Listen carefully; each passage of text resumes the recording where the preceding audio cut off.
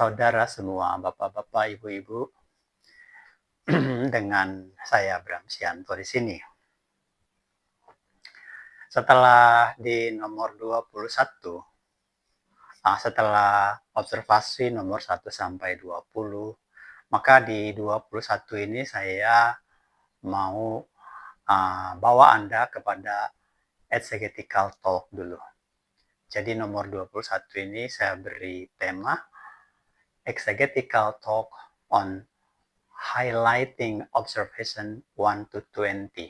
Bahasa Indonesianya pembicaraan ngalor ngidul untuk menggarisbawahi atau mengangkat observasi 1 sampai 20. Kenapa ini perlu saya bawa kepada Anda?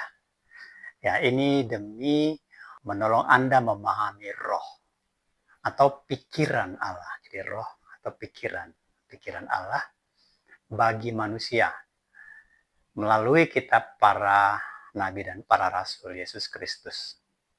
Karena menurut saya tidak ada gunanya kita bicara teologi, debat teologi, sampai caci maki pula, seperti yang saya lihat di Facebook, di antara banyak orang yang sangat yakin dengan apa yang diperkatakannya, baik antara Islam dan Kristen maupun sebenarnya di antara sesama Kristen sendiri. Bila tidak mengerti filsafat dari yang diperdebatkan, nggak ada gunanya. Perdebatan itu akan abadi perdebatan kalau tidak mengerti apa yang sedang diperdebatkan. Oke?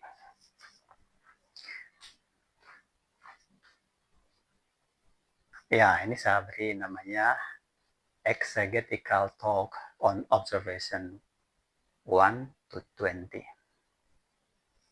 Semua percakapan teologi, debat teologi, akan tetap jadi perselisihan, perkelahian, dan kesesatan kita masing-masing bila kita tidak mengerti filsafatnya. Itulah pentingnya eksegese ini. Sekaligus sebagai pengantar nanti terhadap nomor observasi ke depan.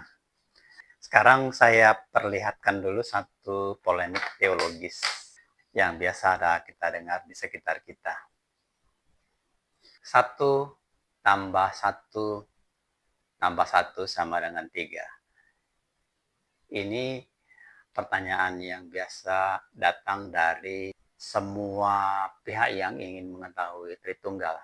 Sebenarnya bukan hanya dari apologet Islam saja, tetapi dari Kristen yang sedang mencari juga sebenarnya bertanya-tanya tentang Tritunggal, kan? Oke. Pertanyaan ini sangat sering dihindari oleh apologet Kristen, termasuk Pak Bambang Nursena juga. Saya sudah mendengar beliau berbicara banyak sekali menyanggah polemikus Islam tentang pertanyaan ini. Jadi beliau lebih sukanya 1 kali 1 kali 1 sama dengan 1. Atau tidak terbatas tambah tidak terbatas tambah tidak terbatas sama dengan tidak terbatas. Pertanyaan ini tidak salah. Ini memang benar pernyataan matematikanya 1 tambah 1 tambah 1 sama dengan 3. Allah itu infinite. 1 itu juga infinite. Jadi kalau kita gagal menjawabnya tidak bisa, berarti memang teologi Tritunggal itu nggak lolos uji logos. Nggak lolos uji firman. Karena firman itu kan logos. Mari kita lihat di sini ya. Saya akan jawab ini buat apologet Islam. Buat teman-teman saya lah, kita nggak berapologi dalam konteks seperti ribut-ributan begitu. Tetapi kalau saya menyebut nama Pak Bambang di sini, tolong jangan salah mengerti yang mendengar. Bagi saya Pak Bambang itu guru. Menurut saya susah sekarang menemukan teolog yang setara dengan Pak Bambang. Setahu saya di Inggris hanya ada 2 teolog yang menyamai Pak Bambang ya. Di Amerika agak lebih banyak, ada 3. Tapi kalau di Indonesia saya lihat sudah tidak ada lagi yang menyamai Pak Bambang. Di kelengkapannya dalam kelengkapan keilmuannya, pengetahuannya dan sebagainya, nggak ada yang sama. bahkan saya jauh sekali. Jadi saya meminta kalian mengerti dan memaklumi apabila saya membawa Pak Bambang ke dalam presentasi ini. Ini supaya kita mencapai satu titik kulminasi atau satu dimensi, karena beliau yang akan bisa mengangkat ini kepada jemaat. Maklumlah, beliau kan besarnya di Tritunggal. Jadi kalau di Tritunggal dia bukan hanya dokter lagi, tapi dokter 2, dokter 3. Kalau bagi saya ya. Tapi begitupun saya ingin tunjukkan satu hal yang tidak dilihat oleh Tritunggal, yang dalam banyak kesempatan dibela oleh Pak Bambang Dursena dengan sangat baik. Karena ini pertanyaan juga pertanyaan saya, ya, tapi saya ingin ajukan ini pertanyaan ulang, ya, termasuk ke sini untuk menjadi observasi bagi kita semua. Ini gunanya salah satu ECGC. Kita sepakat memulainya dengan apa yang Yesus katakan, baptislah mereka dalam nama Bapa, Putra, dan Roh Kudus. Jangan lari dari situ. Karena Yesus pun ketika berkata-kata, dia punya tujuan. Yang kita perlu dengarkan adalah apa kata para rasulnya. Jangan kita tafsir-tafsir sendiri. Karena yang berotoritas menjelaskan itu adalah mereka. Oke? Kita sudah tahu mereka membaptis dalam nama Yesus. Kenapa? Ini saya jelaskan kepada Bapak dan Ibu semuanya. Satu, ini kan Bapa. Bapa itu entitas tunggal. Dua, Tuan. Putra. Ini entitas tunggal. Tiga, yang satu ini, Roh Kudus. Roh Kudus ini kan Allah. Allah itu jamak. Aku adalah roh. Allah itu adalah roh. Allah yang kudus itu memang roh. Roh Kudus. El Hakodes. Kan kata dasarnya itu sebenarnya El. Dasarnya juga tunggal sebetulnya. Makanya 1 tambah 1 tambah 1. Tapi di sini bisa menjadi jamak. El Roy, El Shaddai, El Sini, El macam-macam lah gitu loh. Kalau kemudian bisa menjadi 3, 1 tambah 1 tambah 1 menjadi 3, iya. 3 entity, 3 entitas. Maka dari awal saya katakan, saya mengikuti teologinya Yahudi.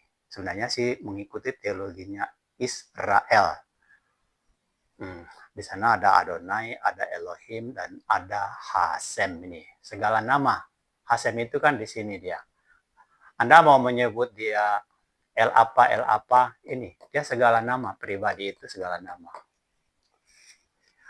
Jadi, kalau di sini tinggal diterangkan, ini kan aku. Yang 3 entitas ini siapa? Si aku.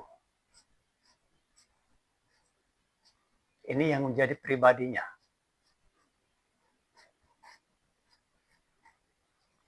Tinggal kita mencari si aku ini siapa. Nah, kalau aku kan tetap 1. Namanya 3. Tapi sebenarnya Yesus tidak memaksudkan untuk disebut 3 ya. Membatasi 3. Jadi Trinity kalau hanya dibatasi disebut sebagai Trinity, oke. Ini masih bisa dibenarkan, tapi jangan dikatakan hanya 3, karena entitas dia banyak. Gembala, guru, penasehat agung, iman agung, segala macam tuh dalam teologinya Israel ya. Nah, kenapa disebut begitu? Kita harus melihat dari kita manusia sebagai pihak yang membicarakan satu kuasa di luar diri kita, dan kita di satu sisi harus melihat pihak yang kita bicarakan itu menyatakan dirinya. Ya, pihak yang kita bicarakan itu sebetulnya hanya menyebut dirinya aku YHWH. Dia tidak menyatakan yang lain-lain. Dia cuma bilang aku YHWH. Jadi kitalah yang bicara sebenarnya Allah atau Bapa atau apa. Cara kita. Nah, di dalam teologi Israel, Yahudi, Allah itu kan pencipta. Dikatakan Elohim. Bapa itu kan sumber segala sesuatu. Bapa. Tapi kalau disebut dia sebagai Allah saja ya pencipta, jadi hakim dia kalau sebagai Allah. Tapi kalau disebut sebagai Bapa, maka dia pemelihara. Hubungan kita dengan dia menjadi berubah kalau dia menjadi Bapa kita dan dia mau mengangkat kita sebagai anaknya. Itu teologinya. Lalu kemudian sebagai Tuhan, dia akan pelihara kita, akan jaga kita. Dan sebagai Roh Kudus, dia akan menjadi penasehat kita. Penasehat agung, penolong, dan segala macam entitas, name it, you name it, apapun yang Anda katakan, dia akan salah. Karena dia adalah aku, IHWH. Maka dia katakan, akulah dia. Jadi dia akan merespon Anda sesuai apa yang ada di dalam hati dan pikiran Anda. Jadi ketika Abraham mencari-cari Allah, dia bilang, Abraham, akulah Allah yang maha kuasa. Jadi kalau Anda mengatakan dia adalah yang maha kuasa atau yang maha tinggi, ya tentu nanti ketika dia datang kepada Anda akan berkata, Abraham Sianto, akulah yang maha tinggi. Dia akan mengatakan dirinya sesuai konsep pemikiran Anda. Karena yang membentuk Allah itu kan pikiran kita. Tapi dia hanya mengatakan dirinya, aku adalah aku, tiada yang lain selain aku. Itu dia. Dan ini Yesus. Ya. Ini harus Yesus. Karena dari langit yang memerintahkan itu harus si pemilik nama itu. Yesus. Gak mungkin orang lain yang memerintahkan itu. Lalu kemudian dari sorga juga ya. Ketika di sorga kan dia juga Allah. Dia perintahkan lagi kepada Paulus. Kepada Gabriel, kepada Paulus. Ini dari langit ini. Artinya dari atas ke bawah. Ini cara kita membicarakan dari bawah ke atas, ke langit. Tapi langit membicarakan dirinya ke kita adalah ini. Ini yang harus dimengerti. Jadi saya tidak takut pertanyaan ini. Tambah-tambah aja. Mau 5, mau 6, mau 7, mau 8, gak ada masalah. Karena pribadinya cuma satu. Maka saya bilang, Yesus itu segalanya. Oke. Yang kedua. Ini yang disukai Tritunggal kan. Menjawabnya 1 kali 1 sama dengan 1. Nah secara matematika ini benar. Tapi di tangan Tritunggal malah jadi berantakan kan. Kenapa? Karena ini kan akhirnya harus menjadi 3. Tritunggal sendiri yang bilang ini 3. Karena ini kan jawabnya kalau kita konfrontir. Satu apa? Maksudnya satu Allah? Satu pribadi? Pasti jawabnya tidak. Harus 3 pribadi. Jadi harus Allah Bapa, Allah Putra. Ini kan jadi 3. Nah, siapa yang merusak sebenarnya? Ini hidup di dalam tradisi pengajaran yang garis keras, Tritunggal garis keras, yaitu Katolik dan Ortodoks.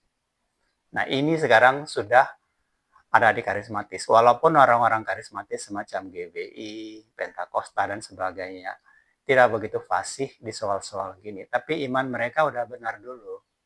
Everything for them adalah Yesus. Iman mereka itu iman anak-anak. Seperti Yesus bilang, hey, jangan ganggu anak-anak ini ya. Karena anak-anak ini yang punya kerajaan sorga. Nah, kita kan harus mengerti itu maksudnya apa gitu loh. Anak-anak itu artinya orang-orang yang nggak begitu pandai teologi. Ya mau silat lidah. Di baliknya tentu orang pandai, orang kaya.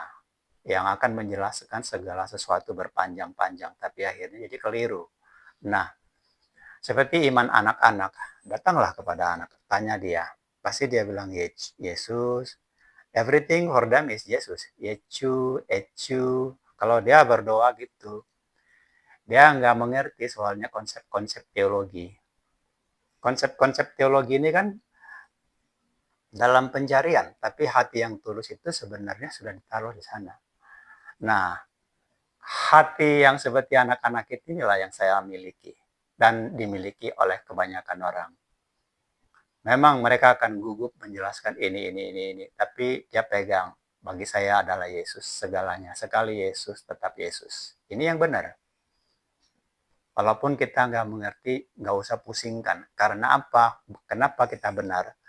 Benarnya itu karena Yesus telah membuktikan segalanya. Artinya Yesus walk the talk. Kita nggak perlu menerangkan apa lagi. Apa sih yang perlu saya terangkan lagi tentang Yesus? Kamu bilang dia membuktikan sebagai Allah yang tidak takluk oleh maut. Dia sudah buktikan. Hak saya memilih siapa Allah saya. Hak saya juga memilih siapa istri saya, siapa sahabat saya. Sama juga, hak saya juga memilih siapa yang saya percayai sebagai Allah, sebagai Tuhan, sebagai Bapa. I choose Yesus, saya pilih Yesus. Dan saya nggak harus pandai menjelaskan ini because dia sudah membuktikan segalanya. Tujuan saya kan mau sorga. Iya, dia sudah membuktikan, yang lain belum. Di sini masalahnya. Di sini Tritunggal jatuhnya juga. Oke, sekarang kita lihat ini. Tidak terbatas, tidak terbatas, tidak terbatas, tidak terbatas. Ini benar. Tapi kan faktanya ini jadi logical fallacy, kayak mainan kata-kata silat lidah gitu. Kenapa? Karena akhirnya kan toh ini jadinya jatuhnya terbatas, harus 3.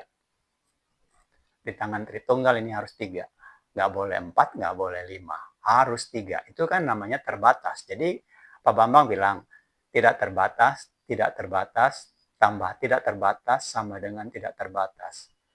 Adalah matematikanya betul, tetapi dalam teologinya Tritunggal kan enggak, 3, justru dibatasin. Matematika dirusak sama si Tritunggal. Di sini matematika dirusak sama si Tritunggal, di sini ya. Di sini matematika dirusak sama si Tritunggal, di sini juga matematika dirusak sama si Tritunggal. Si Tritunggal merusak semuanya. Oke, supaya saya bisa menjelaskan kepada Anda bahwa Tritunggal merusak, ini saya bawakan kepada hukum. Di dalam segala hal, ada satu senjata yang harus kita kenakan.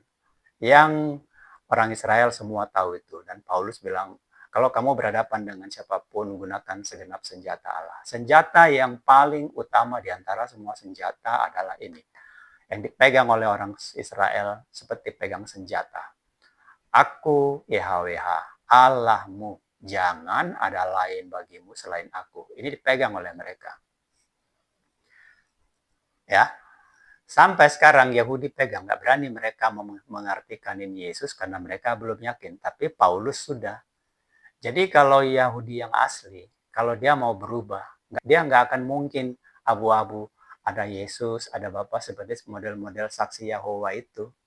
Model-model keyahwean gitu. Yahudi yang asli nggak gitu. Yahudi yang asli adalah Rasul Paul. Ya. Jadi Israel yang asli maksud saya itu si Paul.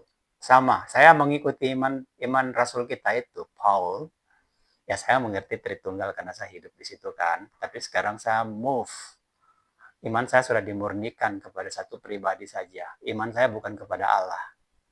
Iman saya bukan kepada Bapa. Iman saya bukan kepada Roh Kudus. Iman saya bukan kepada gembala. Iman saya bukan kepada penasehat agung, imam agung, atau ke siapapun gunggung. Iman saya hanya kepada Yesus, dialah segalanya buat saya. Itu maksud saya. Jadi di sini hukum ini siapa yang nulis ini? Saya mau tanya Bapak, Ibu-Ibu. Karena pernah diskusi saya sama teman, susah saya menjelaskannya. Akhirnya saya bilang sama dia, menuruti pikiran dia sendiri. Kan dia bilang, selalu andalannya Yohanes 1 ayat 1. Baru ayat 2, ayat 3. Segala sesuatu dibuat oleh dia, dijadikan oleh dia. Oke, itulah yang kita pegang. Oke. Nah, kalau begitu, siapa yang menulis hukum ini? Ketika dia menuliskan, aku YHWH Allahmu, jangan ada yang lain bagimu selain aku. Apakah ini Yesus juga? Dia gugup dia menjawabnya. Tapi akhirnya terpaksa dia bilang iya. Kenapa ya? Karena hukum itu berkata, tidak ada sesuatu pun yang terjadi, tidak ada pun sesuatu yang dijadikan bila bukan oleh dia dan untuk dia. Berarti yang menulis hukum ini siapa? Yesus kan? Nah, ini menjadi berantakan lagi nanti. Tapi kalau diartikan sebagai Yesus Allah yang tunggal, enggak berantakan. Lihat ya. Aku Yesus, Allahmu. Allahmu ini kan bisa diubah menjadi Bapamu. Ini hukumnya nih. Aku YHWH Bapamu, jangan ada Bapa lain bagimu selain aku. Nah, kalau saya ubah menjadi aku Yesus Allahmu atau Bapamu, jangan ada Allah lain atau Bapa lain bagimu selain aku, Yesus. Saya nggak merusak, tidak melanggar hukum apapun. Memang yang menulis hukum itu Yesus. Jadi kalau kamu nggak berani menaruh Yesus di sini, berarti kamu sudah memecat dia sebagai Allah. Kamu pecat dia sebagai Bapamu dari sini. Hukum ini, hukum yang dia buat sendiri, tapi Anda pecat dia dari sini. Maksud saya, itulah analoginya. Anda yang memecat Yesus itu sebagai Allah dan sebagai Bapa. Kenapa? Karena Anda nggak berani, nggak mau mengakui dia. Itulah namanya teologi penyangkalan. Ya. Nah, kita harus melihat ini di sini ya. 1 Korintus 12 ayat 8 dia bilang, nama di atas segala nama. Tidak ada nama lain. Di Filipi 2 ayat 9-11 juga, Allah mengaruniakan nama segala nama di atasnya. Ya, kalimat itu kan diucapkan si Paulus dalam bentuk ketika konteks di bumi bersama-sama pengajar. Bersama para murid-murid tanya-tanya, itu siapa tuh Yesus itu? Ya dialah nama segala nama. Ya konsep ketika dia mengatakan Allah, Allah itu bukan berarti satu pribadi, tapi seperti kita memahami presiden. Presidenlah yang menganugerahkan nama itu kepada Prabowo sebagai nama segala nama. Kalau misalnya kita menganalogikan Prabowo sekarang yang menjadi presiden, seperti itu. Karena kita harus mengerti ya, di dalam hal itu Yesus berkata, apapun yang kamu pikirkan tentang Allah atau tentang satu pribadi yang maha kuasa di luar dirimu, pasti dia bilang, akulah dia. Maka dia bilang kepada Filipus dan kepada siapapun yang lain, melihat aku, melihat dia. Melihat aku, melihat dia yang mengutusku. Melihat aku, melihat Bapa. Aku di dalam Bapa, Bapa dalam aku. Itu kan semua tidak boleh kita lepaskan dari exegese ini. Dari matematika ini.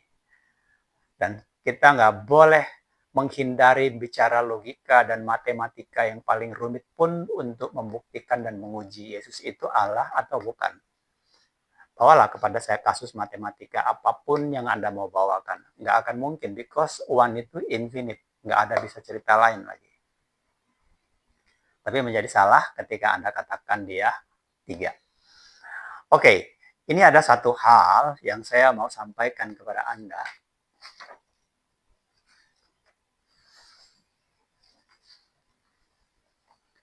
Ini saya bikin tulisan tambahan.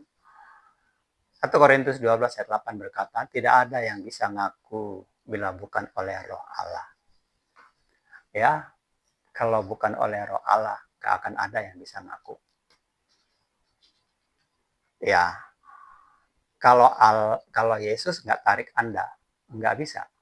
Anda harus ngaku dulu Yesus sebagai Allah, baru si Allah itu, ya, Anda harus ngakuin dulu nih si Yesus sebagai Allah, barulah si Allah itu nanti mengaruniakan kepada Anda bahwa Yesus itulah Allah. Kan ini sebenarnya kasus matematika yang kalau A sama dengan B, B sama C, C sama dengan A. Itu putar-putar di situ.